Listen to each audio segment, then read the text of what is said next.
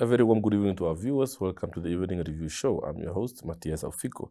Well, the African healthcare sector has made significant strides over the years to ensure that healthcare is accessible for all. And over the years, also, healthcare providers have been working on innovative ways to ensure that there are at least advanced solutions to facilitate access to medical assistance remotely. Is a concept called telemedicine. To speak more about this, we have Mr. Rodney Taylor in studio tonight, albeit virtually. He's the Managing Director of Guardian Eye. Mr. Taylor, good evening and welcome to the show. Good evening and thank you for having me. It's a pleasure to have you here. Well, Mr. Taylor, the concept of telemedicine, viewers would probably be wondering, what is telemedicine all about? What is this? What concept is this?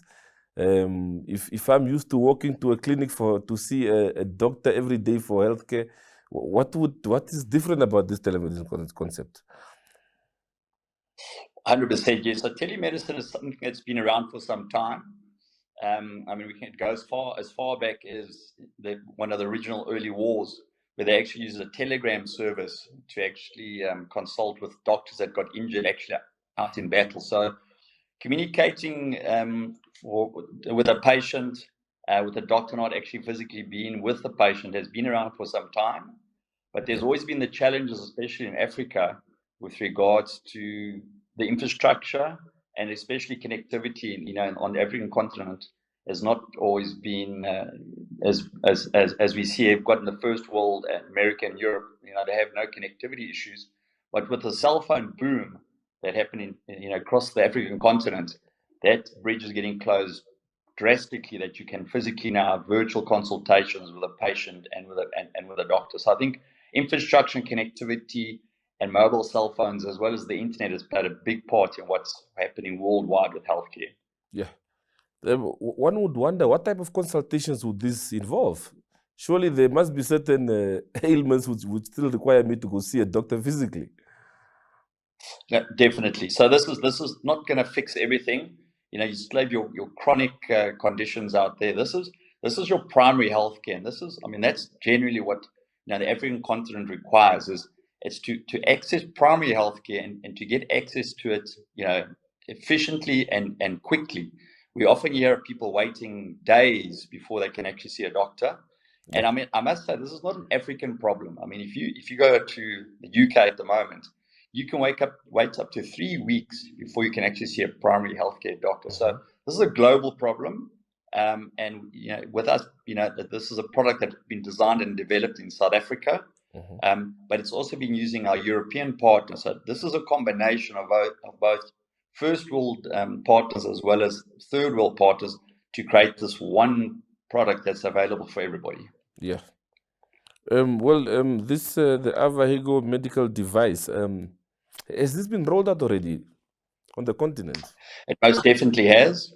So it's been rolled out in over 20 countries at the moment. It's in its third year. But what has changed is, and this is what happened in South Africa and also in many countries, is when COVID happened, our legislation had to adapt and had to change for the new world and the new problems that we were facing. Because in the past, well, this is in South Africa's legislation, you were unable to see a doctor unless you had met with that doctor's nurse, or if you had actually met with that doctor prior. With the COVID epidemic, I mean, people couldn't get to see doctors, people couldn't get to see nurses, clinics were unavailable. So this is when our products started really rapidly growing at pace, where customers were starting to download our mobile app, and that connected to our digital equipment can be housed anywhere. I mean, that equipment can be in a person's home, it can be in a school, it can be in a corporate. So as long as that device is connected to our app, we can do a physical diagnosis of that patient and not having to have a doctor in the room or even have a nurse in the room. The actual equipment does it for us. Yeah. Someone might even ask that, but how is it possible that through this device, and how reliable is it for someone to make an informed diagnosis from a distance? Yes, it's unbelievable how fast this is growing. I mean, adoption is always the first. It's always when new technology comes out, it's always about will the people adopt it. It reminds me when Uber first came out and when Airbnb first came out. It took a while for the adoption process to happen, and then it virtually exploded. And that's what we're finding is happening with AVA at the moment, because we are saying, and also we've got 3 areas that we're focusing on. One, it needs to be reliable. I mean, you asked the correct question there. And our doctors, our European doctors, as well as our South African doctors, are all standing behind the product. We've identified that the diagnosis is as accurate as if the person was sitting in the room with the doctor. We've got an accuracy of diagnosis of over 97%. And if the doctor can't give a physical diagnosis of the data that he's receiving, he then won't give that diagnosis. He will then say, look, it's best that you come and see me, or go into your nearest clinic. But no doctor will ever give a diagnosis unless they're 100% certain of what they're going to be diagnosing. Yeah. You said it's been rolled out for about 3 years now. What are some of the issues that has been picked up in terms of challenges, perhaps, as far as the rollout is concerned? Has there been any?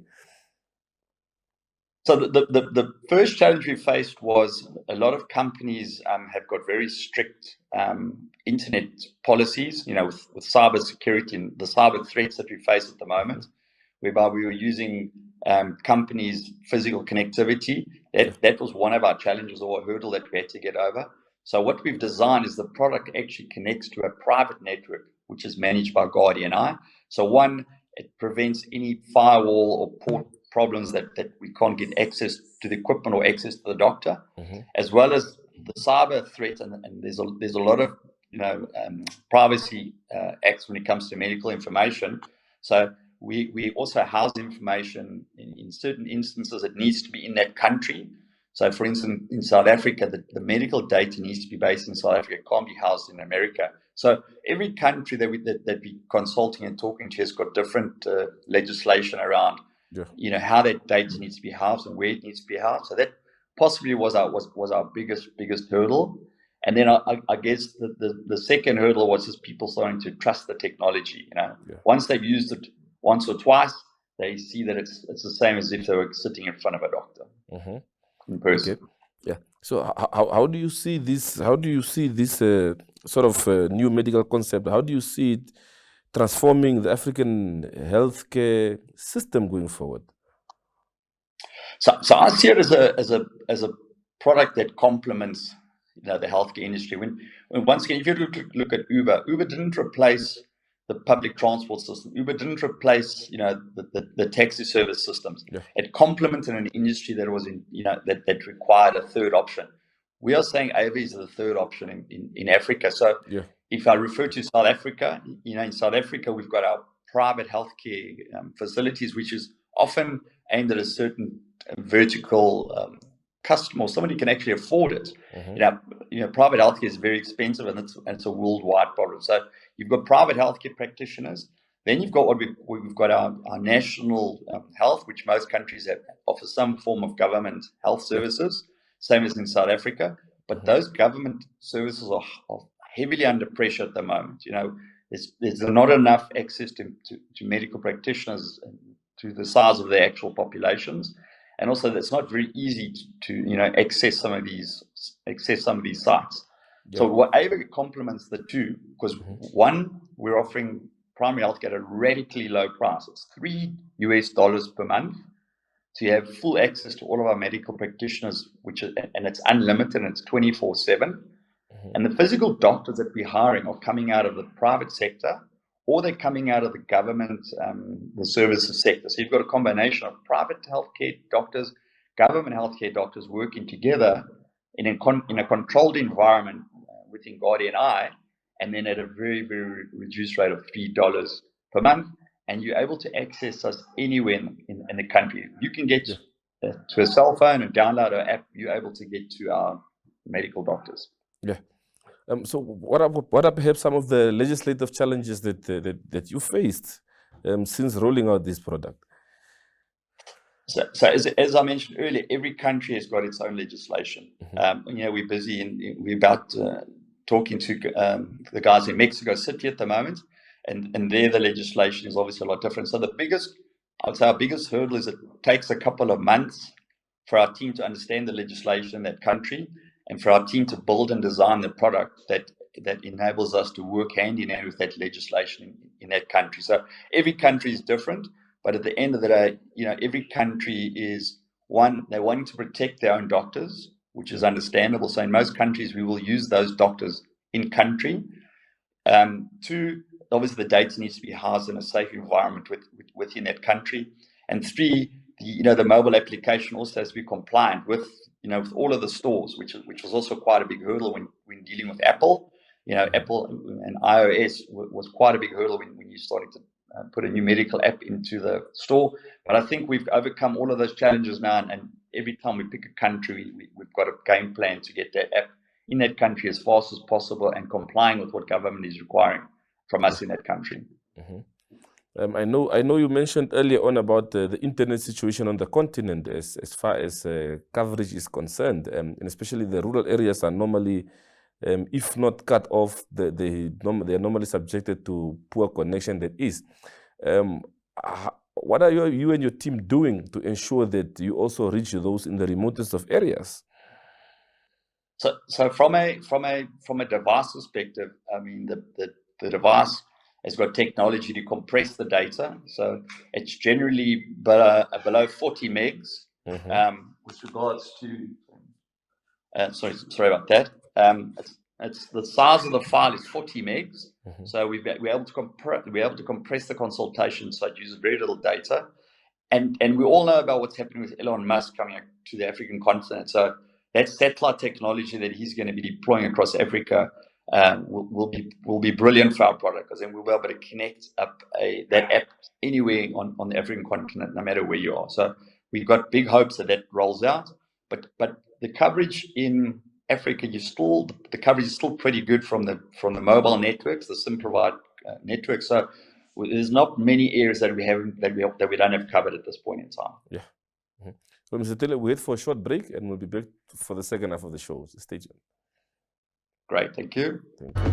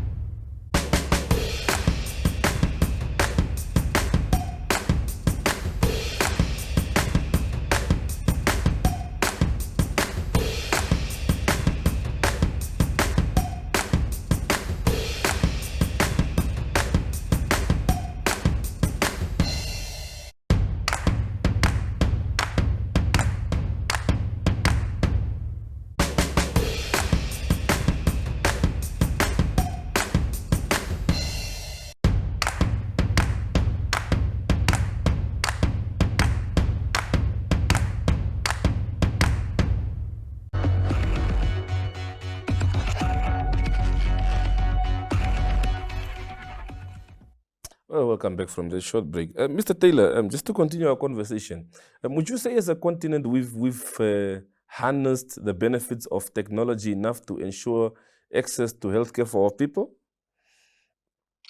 I think we haven't even scraped the surface yet. I think with products like AVA, and I mean there's a lot more advancement happening, especially in AI around medical healthcare. I see AI playing a very big role in especially in the African continent, but it's evolving constantly, and it's up to those countries' digital legislation to embrace this. But at the same time, I look what's happening in South Africa. We are not saying that technology is here to replace your practitioners. Okay, we are saying that we need the medical practitioners. The technology and the physical medical practitioners need to work hand in hand for this to be a success. It doesn't work, the technology won't work without the actual human being behind it. So this is definitely not to replace. This is to complement the two technologies. And what we've seen in South Africa, I mean, we've got some of the worst unemployment rates on the African continent. Is with this type of medical technology and with our legislation changing, it allows us to train up people that are non-medical. So you don't require a nurse to actually use our equipment. So we've got an academy. We've got young up and coming people that are coming out of schools and they've got, they've got no work. We are taking that group of individuals and starting to train them that they can physically use our medical equipment that then will then be connected to our doctors, and those doctors then will make the diagnosis. We've also got a brain drain, a brain drain of doctors that are wanting to leave South Africa, and it's the same across the entire continent. They seem to think the grass is greener across the ocean, but with AVA and with products and technology like this, you can retain your doctors in your country, you can retain your IP, and those doctors then can work in country using technology and not be leaving our shores. Yeah. Well, but if I'm a GP sitting at home, why would I not believe that these remote GP consultations will take away my job? Well, it's definitely going to disrupt. I mean, it is definitely going to disrupt, but it's not going to take away their jobs. It's going to allow them to work in a different environment. It's not, it's the old traditional way of having brick and mortar, very similar to what's happened with online shopping. You still have your shops and your stores. Certain people will still go and shop, but look, I think 25% of transactions now are happening online when it comes to shopping in the African continent. And I see that starting to grow when it comes to medical primary healthcare. It will start growing and growing. It's never going to replace that doctor sitting, in his doctor's practice, but it's most definitely going to increase. And this allows us to get to more patients at the end of the day. Yeah. Well, this sort of online-based healthcare system that we are moving towards not just on the continent, world over. What sort of legislation do you foresee should be in place to protect not only the doctors but also patients who would be making use of these upcoming technologies? Well, you're 100%. I mean, the legislation that South Africa has put in place has been pretty sound. I mean, it protects both the patients. So, an example, when you're using this technology, us as the company that's created the technology, we can't see the patient's information or patient's diagnosis. So that relationship remains between the patient and the doctor. And I think that's solid foundation. And I mean, that's extremely critical that remains in place, because we have companies now that are starting to use our product, and those companies they're providing it as a benefit for their employees. And I've always said that an employer and an employee relationship has always been intact. That private information relating to that employee's health is always protected and is not compromised. So I think that's a big thing that legislation must stick to. And the second thing is from a price perspective, and I think that's what a lot of the national health programs all about. Yeah. It's to get the pricing down that anybody can have access to primary healthcare. So I think that's a big thing. It doesn't help to launch this amazing technology and then it's only priced for the elite. So we've got our 3 A's. This must be for anybody, it must be for anywhere, and at any time. You must be able to have access to a doctor. So with our technology, we are saying within 40 minutes, if you've got our technology on your phone, within 40 minutes you could have had an appointment, been digitally diagnosed by our equipment, being then physically diagnosed by a telephone call like we're having now with the doctor, and have a script or a sick note dispatched to your cell phone within 40 minutes. And that's what we're trying to aim for, is to get people to see practitioners a lot faster to prevent any outbreaks. Yeah. Of course, we do know that the security aspect is always a very big concern when it comes to engagements of this nature. It's more like someone saying you want me to share my credit card password on a site that's not secure and so on. Maybe just for the benefit and for the ease of those who would want to venture into this sort of a telemedicine area. What are the security measures in place? I know you mentioned here the issue of the safety of patients' info and so on. What are some of those things that you have in place to ensure that my diagnosis will not end up on making rounds on Twitter or X, for that matter? No, very valid point. And that's what I'm saying, that people need to trust the technology, but also people need to trust the company they're dealing with. I guess that's a big thing. All that I can say is if a consumer or a company is looking to use this type of technology, just make sure that the company that they're dealing with, one, is reputable, and also make sure that company is complied with all the digital certificates that's required. So you get your ISO 9001, you get your ISO 27001. So those are two very critical digital compliance or certificates that are required. And that I'm almost saying countries should insist, and most countries are insisting, that those kind of digital cyber practices are in place. So it's the way how we manage that data, make sure it's secure, make sure it doesn't sit in one place, make sure it's in country. Yeah, and most definitely, that data can't be compromised. And the second part that we do is health data we keep for life. So as part of our policy is your data is stored with us for life. So you might have been diagnosed 10 years ago by us.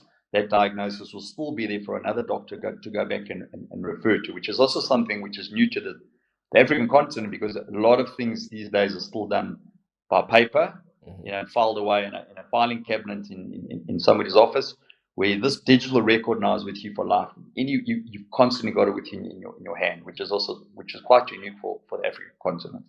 Yeah. So this sort of parallel health systems that we are moving to online and on the ground, what needs to happen to ensure that in terms of the quality of healthcare, that is not compromised? Working very closely with the various health departments in each country. So I mean, in South Africa, I mean the medical compliance is very high. I mean, South Africa and many African countries have got extremely high quality healthcare.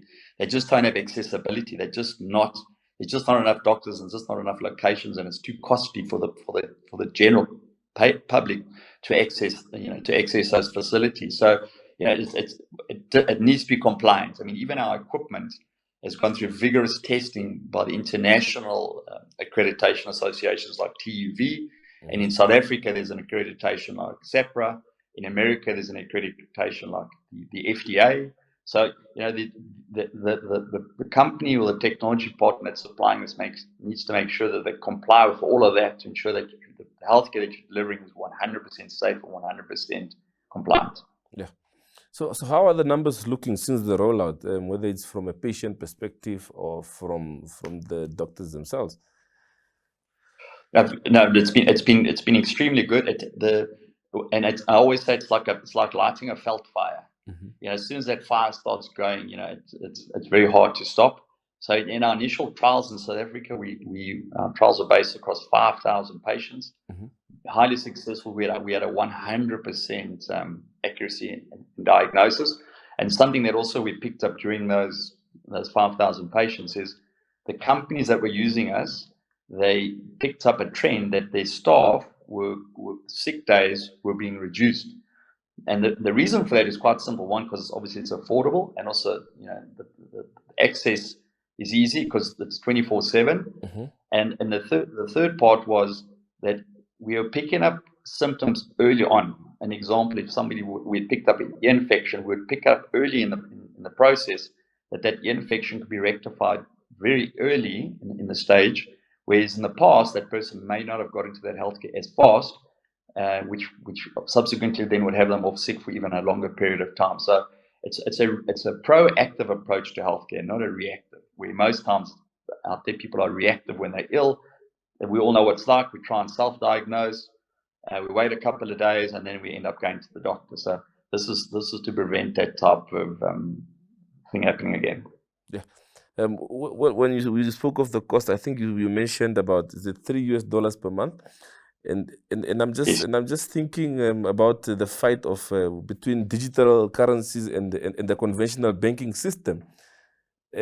How would that be managed from a legislative perspective, especially when thinking of medical aid providers, service providers?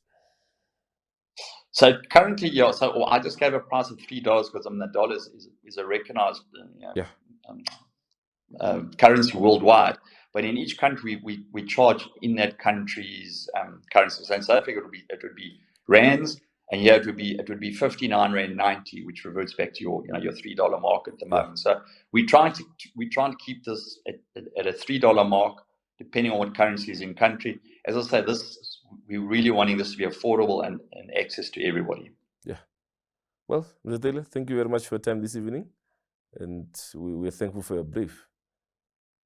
Brilliant. Thank you so much, and thanks for allowing me to join your show, and hopefully your viewers have learned a little bit more about where telemedicine, asynchronous digital healthcare is going in the African continent. Thank you very much, and all the best with your work. Thank you. Well, to our Thank you. viewers, Good evening. from the Evening Review team, thank you very much for staying tuned. See you again tomorrow, same time, same place.